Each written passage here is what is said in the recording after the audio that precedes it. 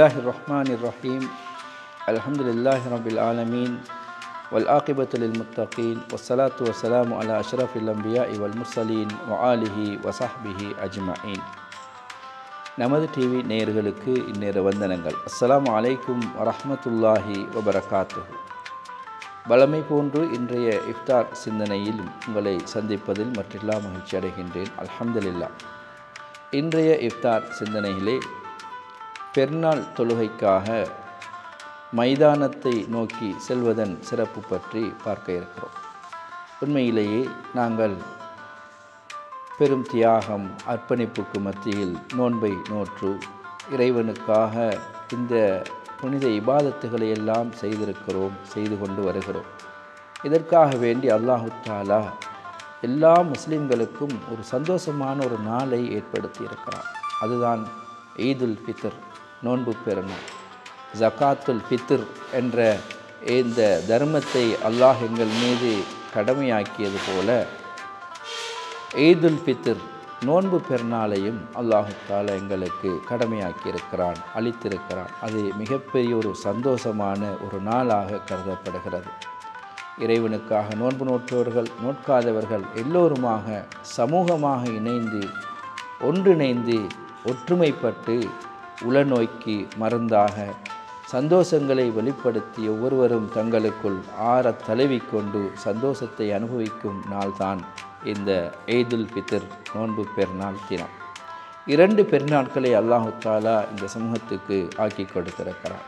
ஒன்று அது நோன்பு பெருநாள், இன்னொன்று ஹஜ்ஜு பெருநாள் என்ற துல்ஹஜ் மாதம் வருகின்ற பெருநாள்.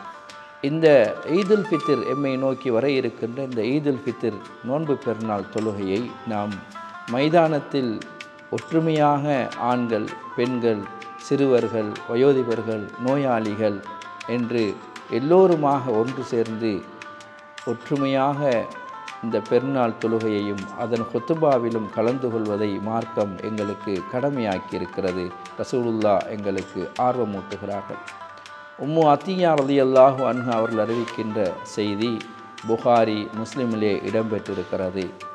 ஸல்லல்லாஹு அலைஹி வஸல்லம் அவர்கள் கட்டளை பிறப்பித்ததாக உம்மு அத்தியா ரலியல்லாஹு அன்ஹா அவர்கள் சொல்கிறார்கள்.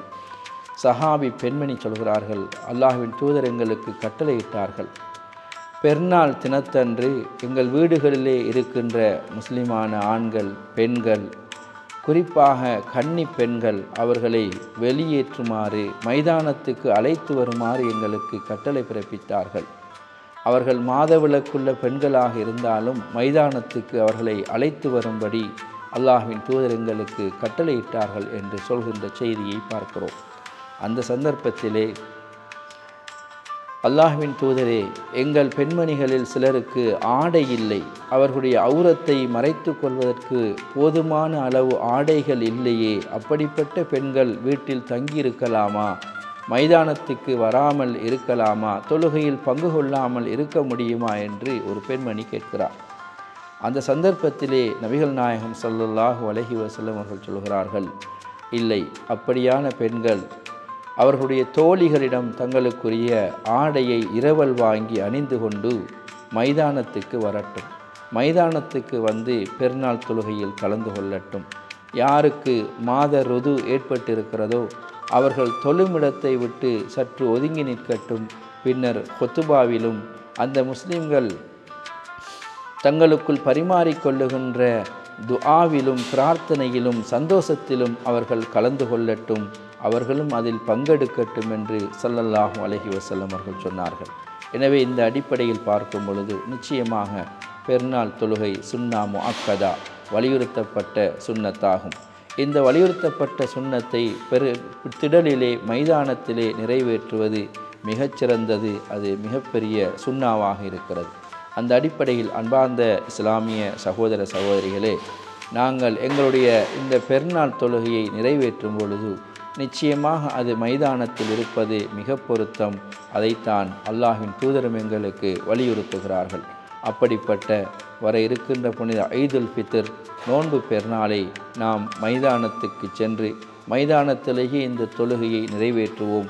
ஆண்கள், பெண்கள் எல்லோருமாக சென்று ஒற்றுமையாக இந்த பெருநாள் தொழுகையை நிறைவேற்றுவோம். நபி வழியை உயிர்ப்பிப்போம். சுன்னாவை உயிர்ப்பித்த நல்ல மனிதர்களில் ஒருவராக என்னையும் உங்களையும் வல்லவன் ரஹ்மான் ஆக்கி அருள்வானாக. வஆஹிரு தஅவானா அனில் ஹம்துலில்லாஹி ரப்பில் ஆலமீன். வஸ்ஸலாமு அலைக்கும் வரஹ்மத்துல்லாஹி வபரகாத்துஹு.